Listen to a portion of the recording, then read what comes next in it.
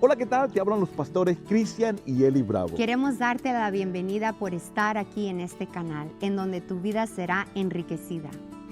Gracias por ser parte de esta comunidad. Te invitamos a compartir, suscribirte y comentar en la barra de comentarios para seguir llevando un mensaje de esperanza a todos. Quédate donde estás para escuchar el mensaje que impactará tu vida. Así que comenzamos ya. De lo que se espera, la convicción de lo que no se ve. Así que hoy vamos a leer la palabra de Dios. Quiero que vayamos a Primera de Crónicas, capítulo 29. Esto es parte de lo que hablé la semana pasada y voy a repetir un poco el mensaje. Le he titulado a este tema, a este mensaje, Una casa para su gloria. Primera de Crónicas 29, 1 al 5 dice: Luego el rey David se dirigió a toda la asamblea y dijo: Mi hijo Salomón, a quien Dios evidentemente ha elegido para ser el siguiente rey de Israel, es aún joven y sin experiencia. El trabajo que tiene por delante es enorme, porque el templo que construirá no es para simples mortales, es ¿para quién? ¿Alguien lo puede leer? Está en las pantallas. Es para el Señor Dios. Usando cada recurso a mi alcance, he reunido ¿qué? ¿Qué dice ahí? Usando cada recurso a mi alcance. Versículo 2. Siguiente versículo. Dice: usando cada recurso a mi alcance, he reunido todo lo que pude. ¿Para qué? Para construir el templo de mi Dios. Así que hay suficiente oro, plata, bronce, hierro, madera, al igual que grandes cantidades de onís. Dice versículo 3: ahora, debido a la devoción, diga devoción, la devoción que tengo por el templo de Dios, entrego todos mis tesoros de oro y de plata para ayudar a la construcción. Esto es además de materiales de construcción que ya he reunido para su santo templo. Padre, te damos gracias por tu palabra, en el nombre de Jesús. Amén. Dele fuerte el aplauso al Señor y tome su lugar, por favor. Puedes bajarle un poquito la canción, a la instrumental, por favor. Sabes que David tenía mucho amor por la casa de Dios, por la presencia de Dios. Y es que Dios estableció que Él estaría en medio de su pueblo. Desde que el pueblo de Israel salió de Egipto y comenzaron a caminar en el desierto, dice el Señor: yo estaré en medio de ustedes. Y Dios le estableció leyes al pueblo de Israel, que si ellos se mantendrían en esas leyes, ellos serían una nación imparable. Una nación que el enemigo no podría hacer daño, no podría destruirlo. Y Dios ha cumplido sus promesas. También Dios estableció un tabernáculo y Él mismo le dio coordenadas y las medidas específicas donde Él iba a habitar. El tabernáculo de Moisés comprendía de 3 secciones.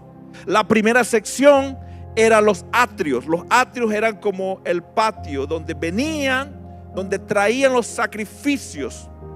El Señor había establecido que había un sacrificio perpetuo. Todos los días había sacrificio. En Levítico capítulo 6 explicaba que el altar tenía que mantenerse encendido siempre, 24 horas. Había establecido el Señor una tribu llamada la tribu de Leví, que eran los encargados de la adoración, los encargados de llevar sacrificios continuamente al Señor. Los atrios era el lugar donde venía la gente, entregaban los animales, entregaban los diferentes sacrificios. Pero había otro lugar que se llamaba el lugar santo. El lugar santo era un lugar donde los sacrificios se hacían permanentemente. En los atrios lo traían, la gente entraba, pero en el lugar santo era donde se hacían los sacrificios, ¿entiendes? Y estaba otro lugar que era el lugar santísimo. Ese lugar santísimo estaba algo particular. Ahí había un arca de pacto, había un arca, una caja de de oro, cubierta de oro, donde contenía ciertos elementos que representaban la presencia, la provisión y el poder de Dios manifestado. Era en ese lugar santísimo donde la misma gloria, la misma presencia de Dios estaba habitando allí. De tal manera que en ese lugar no podía entrar ninguna persona, solamente el sumo sacerdote una vez al año, y una vez al año tenía que presentar un sacrificio por todo el pueblo. En el lugar santo siempre habían sacrificios, la gente sacrificaba, pero en el lugar santísimo era una sola vez. Ahora, si Dios aceptaba el sacrificio de del sumo sacerdote, ocurrían dos cosas. Primero, el sumo sacerdote salía vivo, y segundo, eso significaba que Dios había aceptado la ofrenda y que tenían un año de perdón. Un año de perdón. Entonces, Dios había establecido de esa manera. ¿Por qué? Porque las regiones, las ciudades alrededor eran ciudades paganas que también ofrecían sacrificios, pero sus sacrificios eran en pro de sus dioses, y aún hacían sacrificios humanos, y Dios aborrecía todo ello. ¿Entienden? Entonces Dios estableció leyes y les dijo: mira, si ustedes guardan mis estatutos, yo estaré en medio de ustedes. Ustedes serán una nación prominente. Nadie podrá vencerlos. Ahora, después de mucho tiempo, el arca del pacto, el tabernáculo, era un lugar movible. Ellos era un lugar, una tienda, una casa como de campaña, donde cada vez que Dios los movía de sitio, bueno, ellos tenían que hacer campamento, tenían que armar todo y desarmar y volver a armar el lugar para que Dios estuviese. Y eso era un trabajo que lo hacían siempre.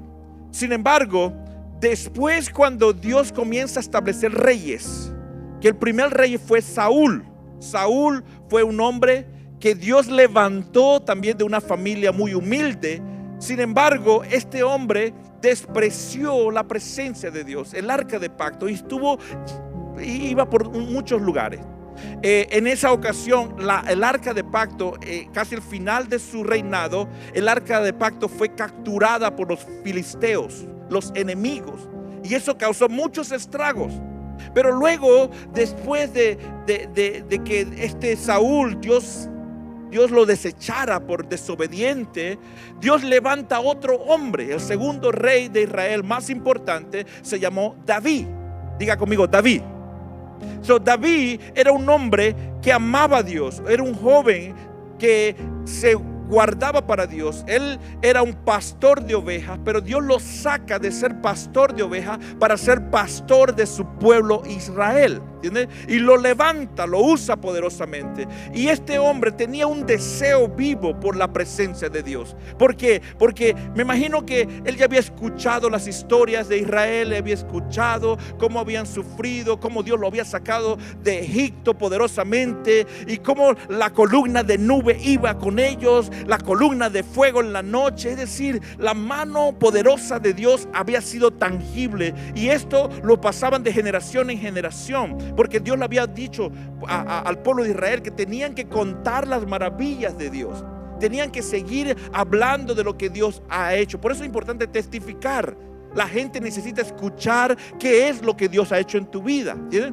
Porque así podemos darle gloria a Dios de las cosas que Él ha hecho, que solamente Él pudo haber hecho, ¿entiendes? Entonces, él había escuchado, él había sido instruido, pero él tenía una pasión por Dios. Entonces, cuando Dios lo levanta al rey David, lo levanta para ser rey, que no fue tan fácil. Primero se dice que a la edad de 16 años, más o menos, cuando él se encuentra con el rey Saúl y comienza la batalla entre David y Goliat, el gigante, él vence al gigante Goliat. Todos sabemos la historia, y desde allí comienza Dios a levantarlo, comienza el nombre de David, comienza a ser resonado en todo Israel. Esto causa mucha envidia en Saúl y lo comienza a perseguir por muchos años. Él se esconde en cuevas, pero lo más interesante es que, a pesar de que Dios ya lo había ungido para ser rey, él todavía no estaba actuando como rey. Sin embargo, Dios estaba preparando su corazón. ¿sí? Cada situación que él estaba pasando estaba preparándolo para lo que Dios le iba a entregar. Él pasó soledad, él pasó dolor, él pasó quizás desesperación, él pasó lo que es la escasez, lo que es pasar hambre. Me imagino que pasó todo eso en una cueva que se llamaba a la cueva de Adulán, donde solamente los endeudados, los pobres de espíritu, los decepcionados, los que se querían suicidar, ahí solamente estaban ahí, ¿entiendes? Sin embargo, de allí Dios levanta un gran ejército que él comanda, y se levantan los que se llaman los poderosos, los guerreros de David.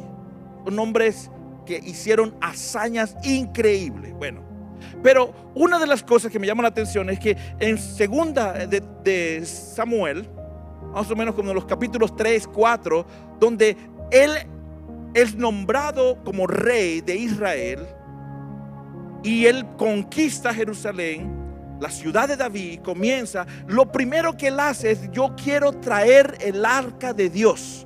El arca de pacto significaba la misma presencia de Dios. Había sido olvidada por muchos años, había sido puesta por menos, y él dijo: no, yo tengo un deseo vivo de que el arca de pacto esté en un lugar, en una casa, y quiero construir, quiero hacer algo para mi Dios, porque todo lo que tengo, todo lo que soy es debido a que Él me permitió obtenerlo.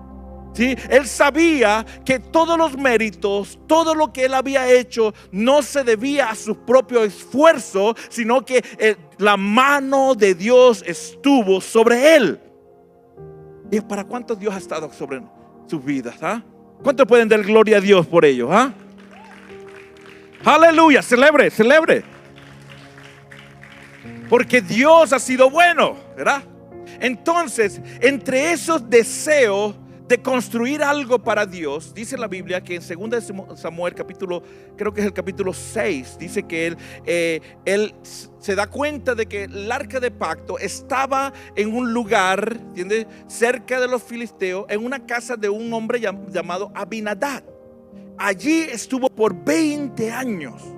Durante 20 años no ocurrió nada, ¿entiendes? Entonces parece que menospreciaron la presencia de Dios, parece que no les importó, el arca de pacto estaba ahí, no le dieron tanta importancia, lo volvieron como algo natural, como una caja ahí normal, ¿entiendes? Pero David dijo: no, yo tengo que llevar el arca de pacto hacia Jerusalén, hacia la ciudad de David, que le llamaba, porque tiene que estar conmigo. Yo quiero la presencia de Dios.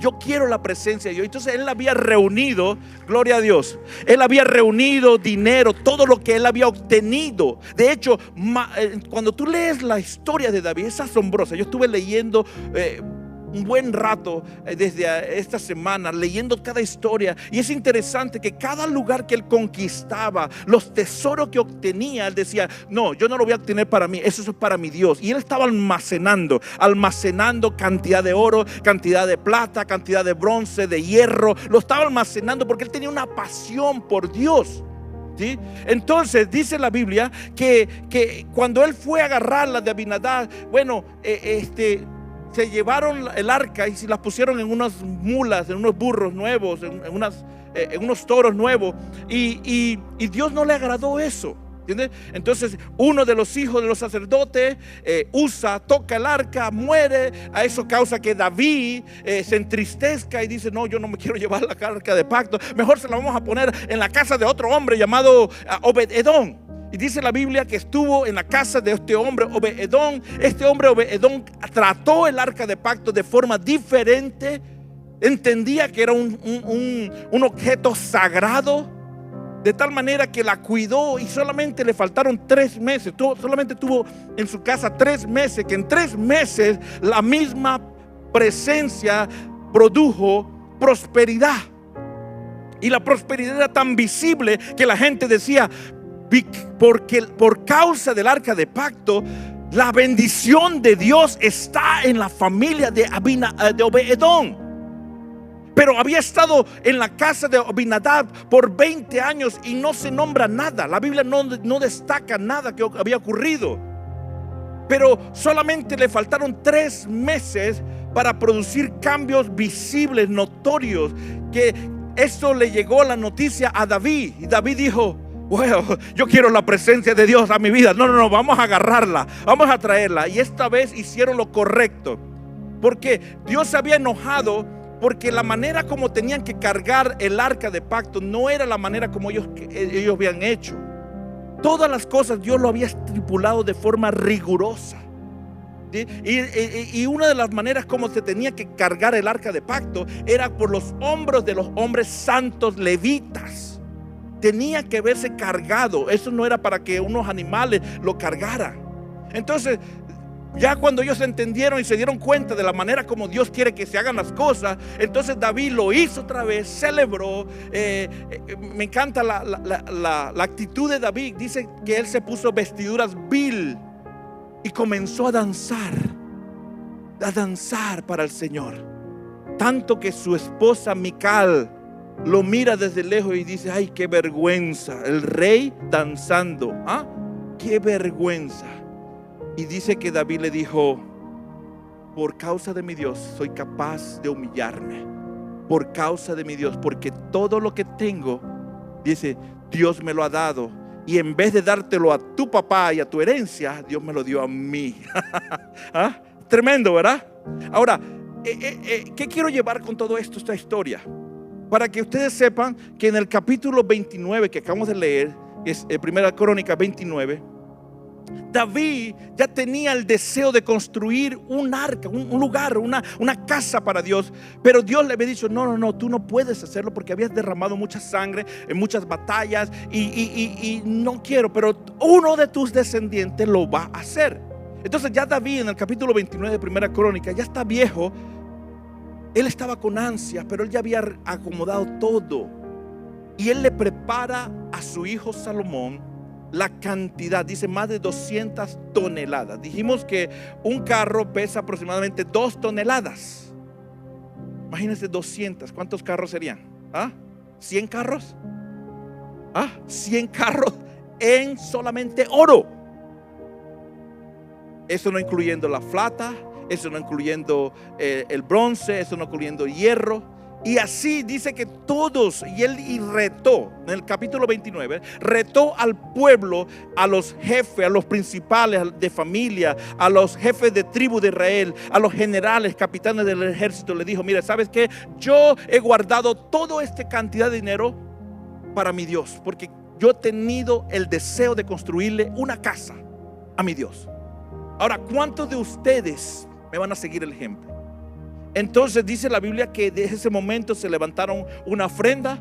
Y imagínense, una ofrendita, unos dieron 5,000 toneladas, 10,000 toneladas de oro. Dice que versículo 7, para la construcción del templo de Dios donaron alrededor de 170 toneladas de oro. 10,000, mira, ¿cuánto cuesta una grama de oro ahorita? Como $3,000, $4,000, algo así. Una onza, imagínense, no es una grama. Estaban dando toneladas, ¿entiendes?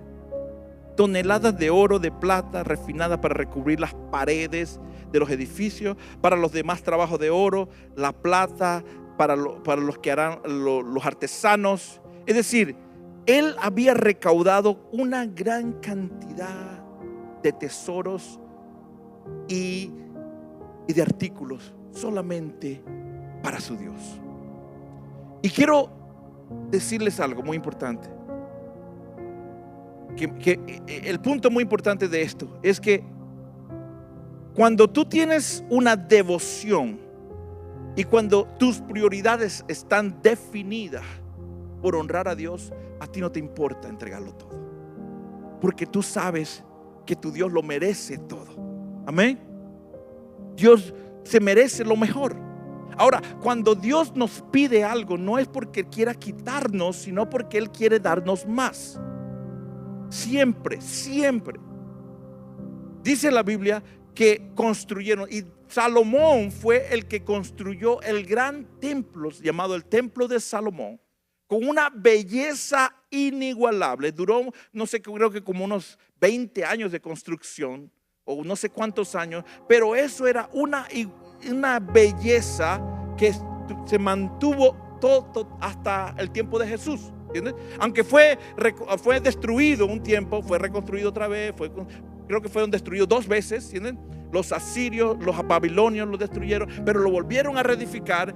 Pero siempre dice la belleza, el oro, la magnificencia.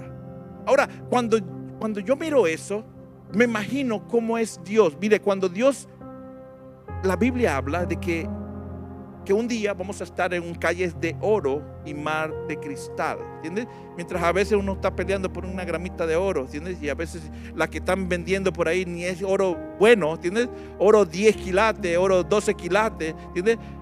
Imagínense, allá el oro que tiene el reino de los cielos es incomprensible, es algo, imagínense, es muy valioso. Dios tiene todo eso, y Dios le dio los diseños de cómo hacer el templo de Dios. Ahora, cuando tú y yo tenemos una prioridad en el Señor, mire, todos los recursos que tengamos no son nada comparado a nuestro Dios. ¿Sabes qué? ¿De dónde viene la prioridad de David para construir una casa? Por su gran amor que tenía por la presencia de Dios. Porque él sabía que era Dios que lo había librado de gigantes, era Dios que lo había librado de leones, era Dios que lo había librado de situaciones de muerte, era Dios quien le había dado la victoria. Y cuando tú sabes que Dios es el que pelea tus batallas, sabes que no hay nada más que decir al Señor: todo te pertenece, todo es tuyo. Por eso él declaró en el Salmo 24: del Señor es el cielo, la tierra, su plenitud, todo le pertenece a Dios. Aleluya. Pero a veces nosotros no entendemos eso porque nuestra devoción está en otras cosas. Y algo que el Señor me decía, que es necesario romper con la maldición. Y una de las maldiciones por las cuales sufrimos es la economía. Uno de los problemas que siempre tenemos, especialmente los latinos, es que siempre estamos escasos, siempre estamos en deuda, siempre estamos allí pagando las cosas a medias. Y ese no es el plan de Dios.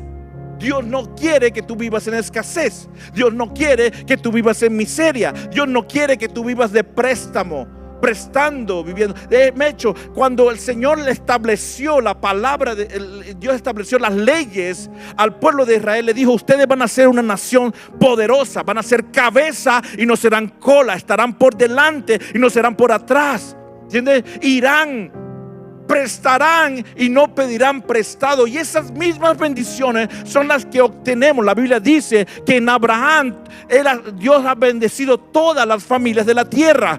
Y como nosotros somos simiente de Abraham, ¿entiendes?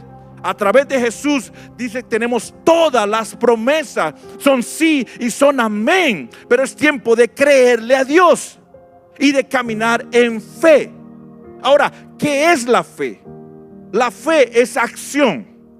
La fe requiere que tú camines y actúes, que tú hagas algo. La fe te lleva a caminar en amor. El amor es contrario a lo que es odio. Tú no puedes amar y odiar. Hoy estaba aprendiendo algo muy interesante, y es que a veces pretendemos que amamos a Dios. Amamos a Dios porque hacemos cosas mínimas para Dios. Pero el amor a Dios te lleva a entregarlo todo. Así como el apóstol, como el David lo dijo: debido a mi gran devoción, lo he entregado todo a mi Dios. ¿Entiendes? He entregado a todo. Y lo más tremendo es que cuando Salomón sucede al rey David, dice que este hombre llegó a ser más poderoso y más rico que ningún otro hombre de la historia. ¿Entiendes? Y solamente lo que pidió fue sabiduría. Solamente lo que pidió era conocimiento. Y dice la Biblia que debido a su deseo por hacer las cosas bien para Dios, Dios le concedió no simplemente ser el hombre más sabio del planeta Tierra que ha existido hasta el día de hoy, sino que también le dijo: te voy a dar riqueza, gloria y te voy a dar todo lo que no has pedido. Porque cuando nuestro corazón está alineado a Dios, definitivamente Dios te bendice a manos llenas. Pero necesitamos volver otra vez, iglesia. La razón por la cual muchas veces no avanzamos es porque nuestras prioridades no están bien definidas. ¿Entiendes? Porque a veces tenemos prioridad. Nuestro Dios es el Dios del trabajo, el Dios de el entretenimiento, el Dios de la familia, el Dios de todas esas cosas, y por eso andamos quebrados. Y yo quiero hablarles algo sincero, algo muy de corazón, pero quiero que lo tomen de parte de Dios. Uno de los milagros que Dios quiere hacer en nuestra vida es bendecirnos tanto por dentro como por fuera. Tercera de Juan 2 dice: amado, yo deseo que seas prosperado en todo. David era prosperado porque reconocía que él, Dios, era su propiedad, era su prioridad, y lo demostraba. Tú no puedes decir que amas algo cuando no estás dispuesto a dar, a ceder. ¿Entiendes? El amor te lleva a ti a desprenderte. Y una de las cosas que el enemigo nos ha derrotado es en la generosidad. ¿Entiendes? Cuando no somos generosos, nos lleva a vivir en pobreza. La falta de generosidad nos lleva a vivir al día. La Biblia dice: busquen el reino de Dios y su justicia, y todas las cosas serán añadidas. ¿Están de acuerdo? Pero dice: busquen el reino de Dios. Cuando yo me pregunto, ¿qué hay en el reino de Dios? En el reino de Dios hay riqueza, hay bendición, hay gloria, hay plenitud. Si usted puede leer Isaías capítulo 6, en el llamamiento a Isaías, vemos cómo él expresa esa visión del cielo, y lo expresa con plenitud, con abundancia, con riqueza, con gloria, con esplendor. ¿Sí?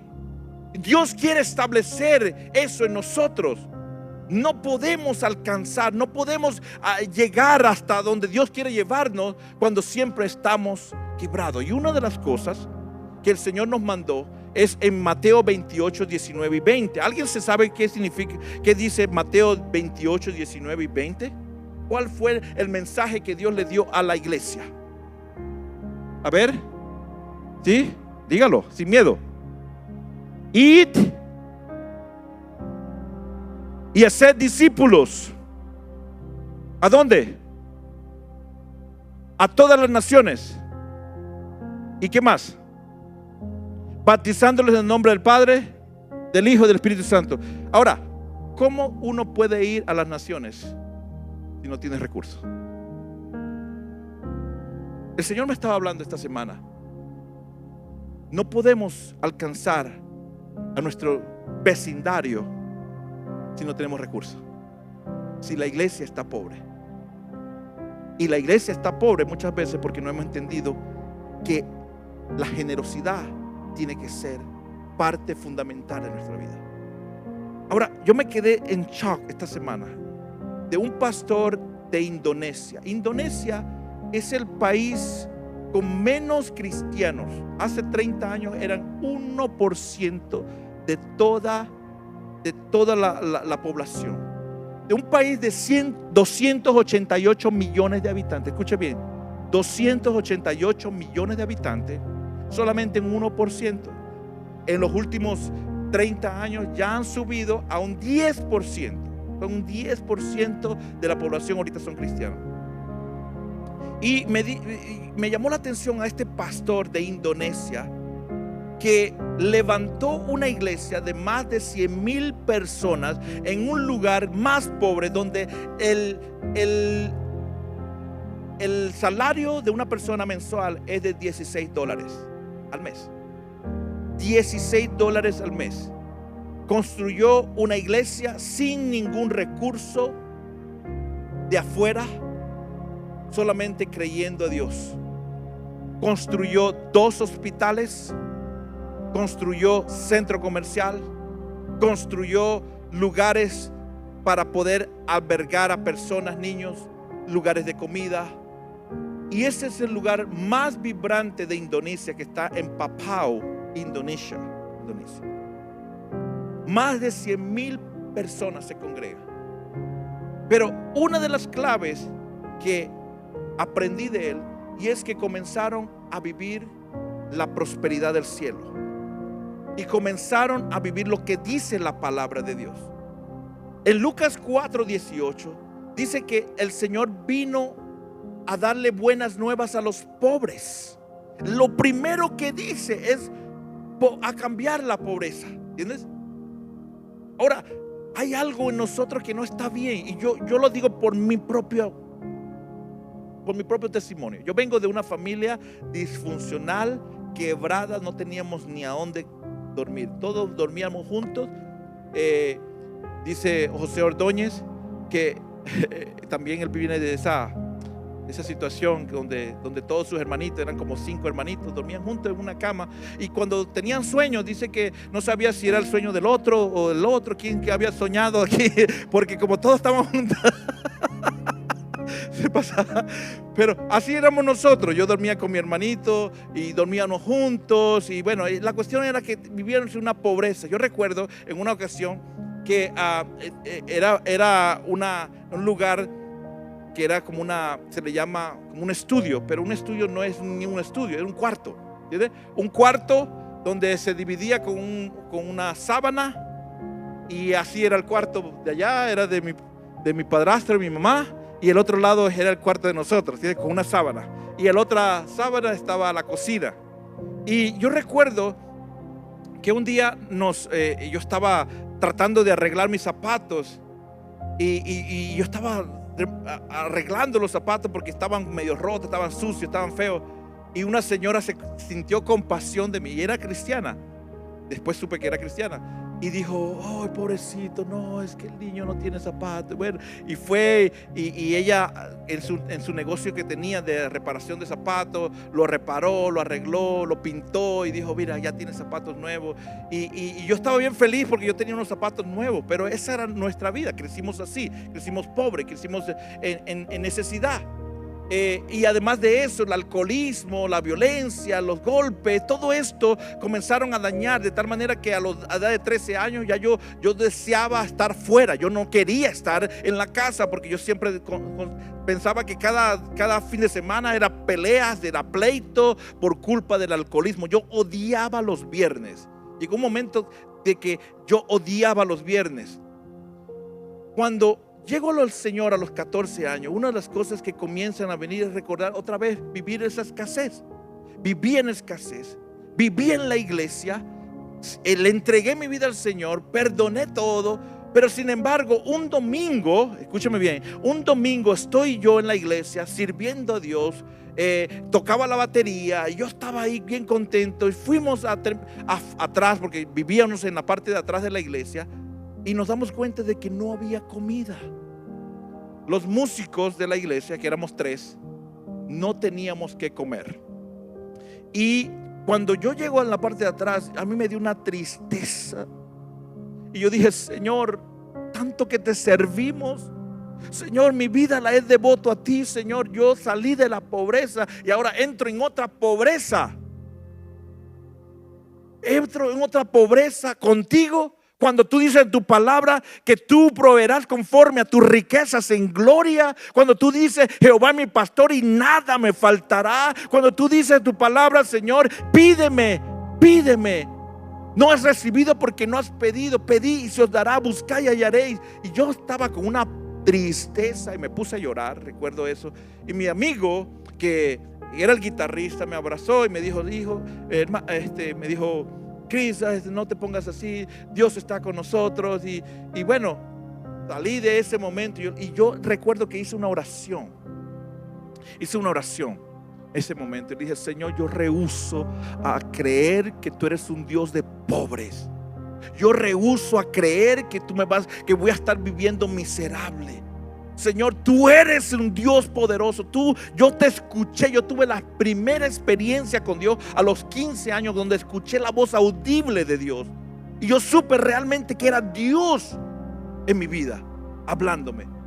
Y yo dije, yo sé que tú eres real, Señor, pero yo rehúso a vivir. Y en ese momento yo escuché que Dios me dijo, que Dios me decía, era: tú vives así porque has creído, porque no has tenido fe de que yo te puedo proveer y bendecir. Recuerdo que ese mismo día salimos, fuimos hacia arriba, quedaba, la iglesia quedaba hacia abajo, ¿no? Y hacia arriba quedaba una tiendita, y íbamos a ver qué agarrábamos, mi amigo y yo. Y en eso nos encontramos a un hermano que estaba en su casa, que vivía cerca. Nos dice, muchachos, ¿cómo están? ¿Ya comieron? Y me dice, y nosotros dijimos, no hemos comido. Venga, muchachos, aquí hay comida extra. Y recuerdo que fue el primer milagro que yo pude experimentar después de haber hecho esa oración, que Dios, y desde esa vez, se lo puedo decir con toda seguridad, jamás volví a pasar hambre. Ahora, ¿por qué le digo esto? Porque la palabra de Dios es real. Si usted le cree a Dios, usted tiene que caminar en fe, y usted tiene que declarar cada promesa de Dios. David no estaba construyendo un lugar para sí, él estaba construyendo un lugar para su Dios, quien le había dado riqueza, gloria, victoria, y había reconocido que todo lo que él tenía le pertenece a su Dios. No era que estaba buscando algo para su propia gloria. Y la razón por la cual muchos de nosotros no avanzamos, porque estamos pretendiendo alcanzar cosas para nuestro propio beneficio. Pero cuando usted busca el reino de Dios y cuando usted lo pone de primer lugar en su vida, todas las cosas comienzan a ser añadidas. Yo no sé si tú quieres las añadiduras de Dios, pero busca primeramente su reino, busca su justicia, busca su presencia, ponlo de primer lugar y vas a ver la mano de Dios obrando a tu favor. ¿Cuántos dicen gloria a Dios? Pero es tiempo de cambiar nuestra historia.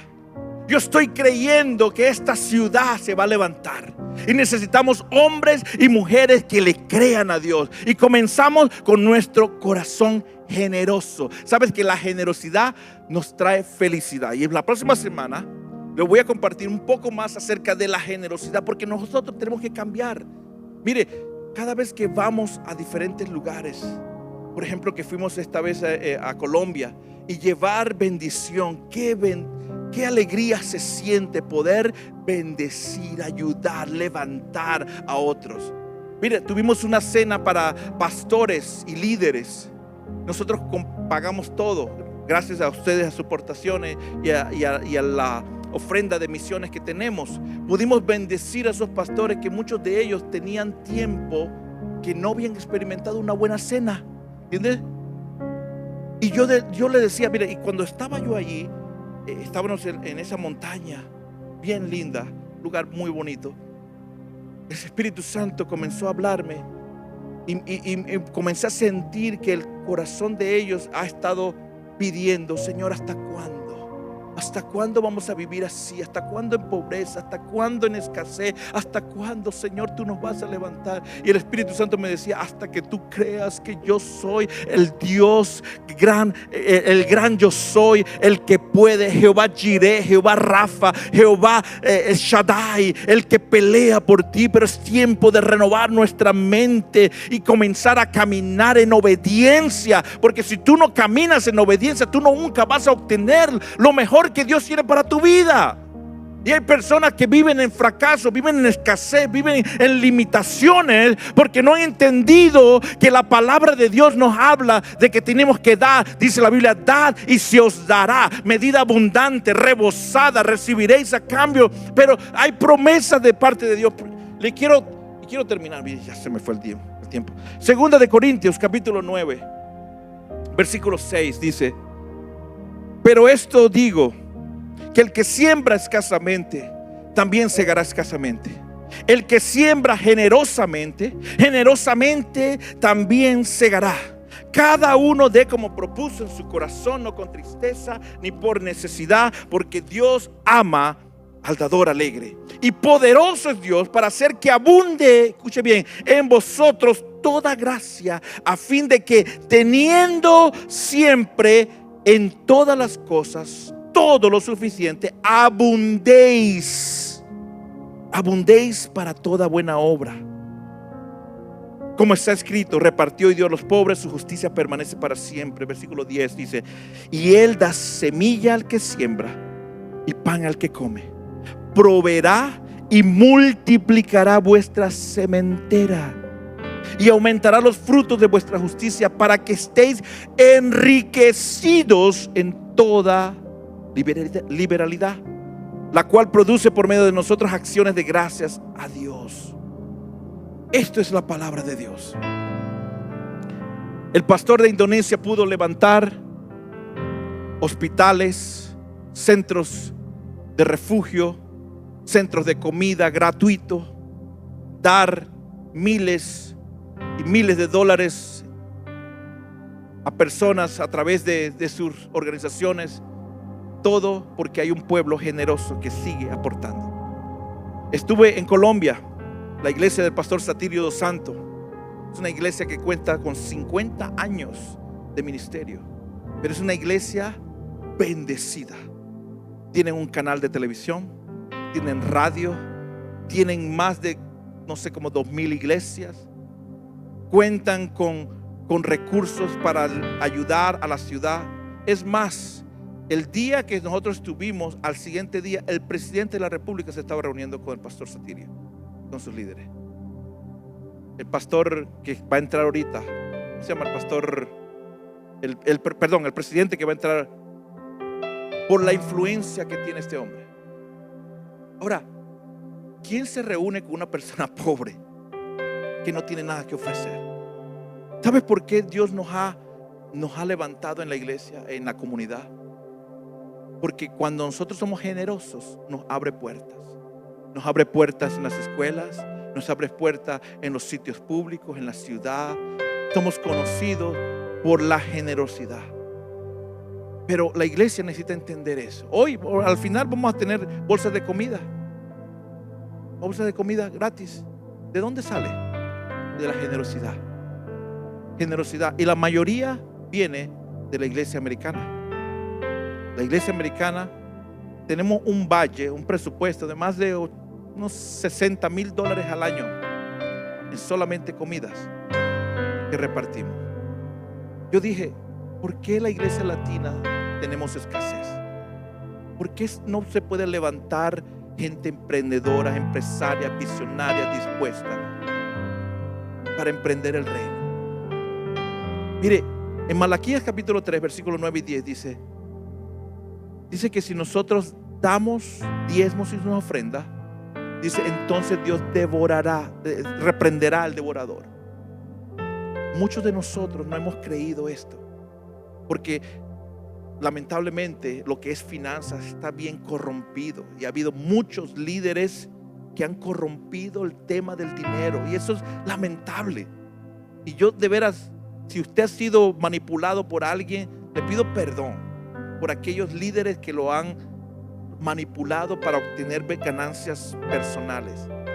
Pero eso no significa que anule lo que la palabra de Dios declara. La palabra de Dios sigue siendo la palabra de Dios.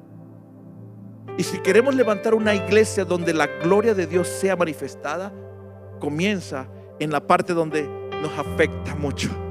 El dinero nos afecta, ¿entiendes? Dios no quiere que usted viva en escasez. Dios no quiere que viva en pobreza, endeudado, entristecido porque no saben cómo le voy a hacer. Hay personas que no pueden venir a la iglesia porque tienen que trabajar. Y es que tengo que trabajar esto. ¿Sabes qué? Estás poniendo tu confianza mal. Y por eso es que estás en derrota, en desgracia. Porque ese no es el plan de Dios. Y se lo digo con todo mi corazón. Dios desea bendecirlo abundantemente. Pero cuando lo bendiga es para que su nombre sea exaltado y para que el evangelio sea corrido más. ¿Cómo vamos a llegar a lo último de Jerusalén sin recursos? Yo le doy gracias a Dios por aquellos que son fieles y se han mantenido fieles. Que gracias a ellos podemos bendecir a Colombia, podemos ir a Cuba. Mandamos una ofrenda a Cuba hace poco. Los hermanos estaban completamente en escasez. Y Dios me mostró que aquí de Estados Unidos iba a salir una fuente de bendición para las naciones. Y yo lo he creído. Pero ahora yo estoy queriendo retar al pueblo de Dios. Así como David dijo: mire, yo lo he dado. ¿Quiénes de ustedes se atreve a comenzar a sembrar? Y usted me puede decir, a lo mejor, pastor, pero yo no tengo mucho, yo no tengo. La Biblia habla de una viuda que solamente tenía 2 blancas, 2 moneditas. Mientras todos entregaban ofrendas por cantidad, dice la Biblia que esta mujer tenía lo único que tenía, lo entregó. Y dijo el Señor: esta mujer ha dado mucho más que todos ustedes, porque ella ha dado de su pobreza lo último que tenía. Si le creemos a Dios que Dios nos salva, también tenemos que creerle a Dios que Dios también nos prospera. Levante sus manos allí, por favor. Yo quiero que usted repita conmigo: Señor, yo creo a tu palabra, yo creo a tu promesa, y yo creo que tú puedes reprender al devorador que ha estado destruyendo mis finanzas, mi estabilidad, mis emociones. Y hoy declaro que mi mente y mi corazón es libre para obedecerte. Y así como David entregó lo mejor que tenía, hoy yo decido darte lo mejor a ti, Señor, en el nombre de Jesús. Dele fuerte el aplauso al Señor.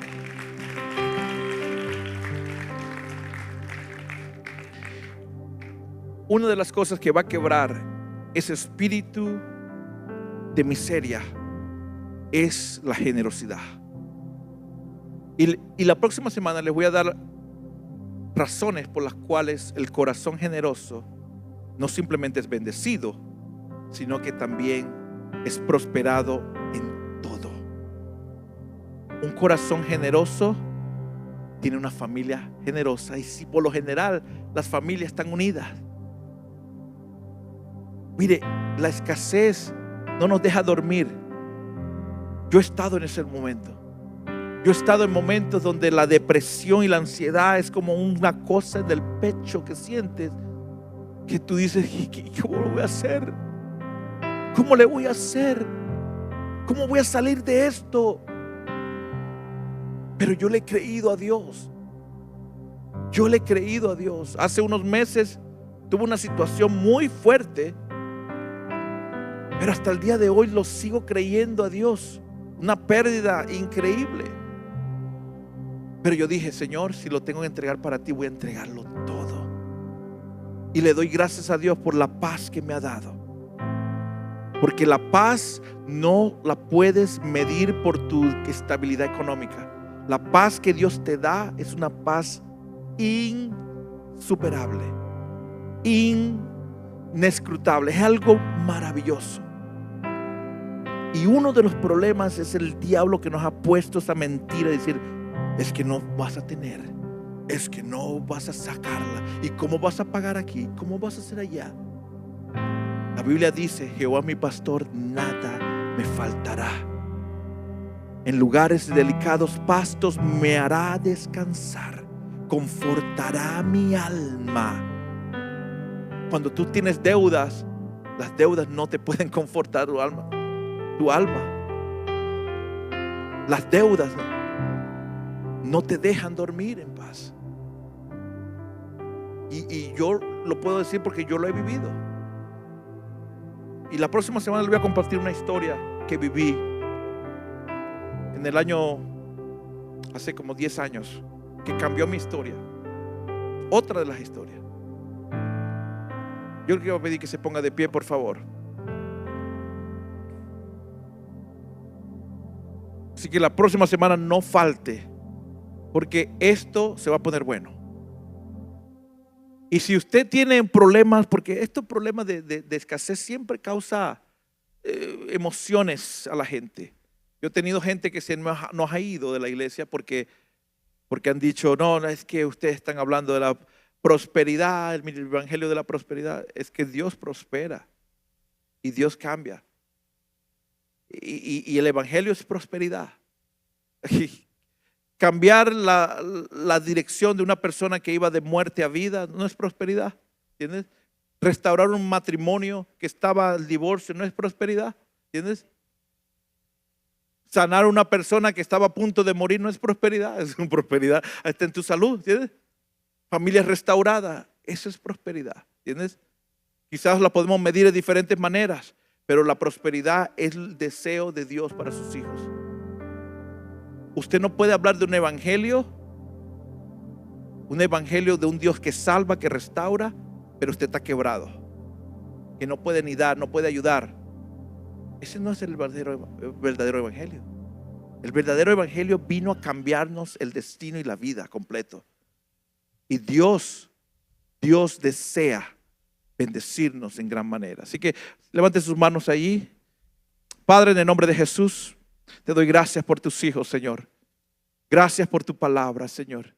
Yo te pido, Padre, que seas